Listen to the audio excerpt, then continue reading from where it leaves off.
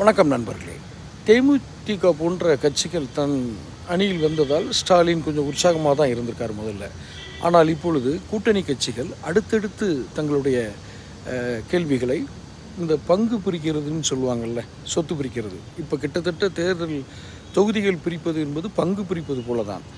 இப்போ தேமுதிகவுக்கு குறைந்தபட்சம், மிக குறைந்தபட்சம் 7 மினிமம் 7 சீட் கொடுக்கணும், ஒரு ராஜ்யசபா சீட் கொடுக்கணும். அப்போ அவங்களுக்கு 7 கொடுத்தா மதிமுக, விடுதலை சிறுத்தைகள் இவர்களெல்லாம் என்ன செய்வார்கள்? எங்களுக்கும் அதே மாதிரி கொடுங்கன்னு கேட்பாங்க. மொத்தத்தில் திமுக போட்டியிடும் தொகுதிகள் குறையும். அப்போ திமுக போட்டியிடும் தொகுதிகள் குறைந்தால் வெற்றி வாய்ப்புக்கான அந்த சாத்தியக்கூறுகள் மிக மிக கடுமையாக பாதிக்கப்படும். அப்போது இதில் ரொம்ப அப்செட் ஆகிருக்காரு. ஏன்னா எல்லோரும் ஆளால் கொஞ்சம் கேட்டாங்கன்னா என்ன பண்ணுவாங்க? அதனால் அந்த கூட்டணி உடையக்கூடிய வாய்ப்பு கூட இருக்கும். அப்படிங்கிறதுனால கொஞ்சம் அச்சத்தோட ஒரு அச்சம், இதை எப்படி நாம் சமாளிக்கிறோம் என்கிற ஒரு திணறல் இதெல்லாம் இருக்கும். ஏன்னா சாமர்த்தியம் பத்தாது. தேர்தல் வியூகங்களை கையில் எடுத்து வெற்றி பெற வைப்பது என்பது தொகுதிகள், வெறும் வாக்குகள் எண்ணிக்கையில் அல்ல, தொகுதிகள். நம்ம ஓட்டை யார் பிரிப்பாங்கன்றது முக்கியம். ஒரு சினிமாவில் கூட ஒரு காட்சி வரும், சத்யராஜ் ஐயா நடித்த படத்தில்.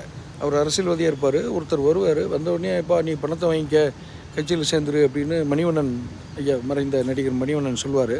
அப்போ இப்போல்லாம் ஜெயிக்கிறவனோட ஓட்டை பிரிக்கிறவனுக்கு தான் முக்கியத்துவம் அதிகம் அப்படின்னு.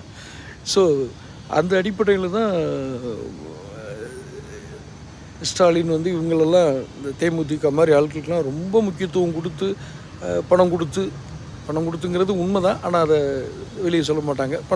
பணம் கை மாறி எல்லாம் செஞ்சு கொண்டு வந்திருக்காங்க. ஆனால் இப்போ தொகுதியை பிரிக்கிறதுலேயே ஒரு வியூகம் வேணும். அந்த நுணுக்கங்கள் தெரியாதனால மிக அதிகமான திணறலில் ஸ்டாலின் இருக்கிறார் அப்படிங்கிறது இப்போ வந்துட்டுருக்கிற செய்திகள். தொடர்ந்து தேர்தல் செய்திகளை நாம் பேசுவோம். நம்முடைய அடுத்த கட்ட பணிகள் என்பது இந்த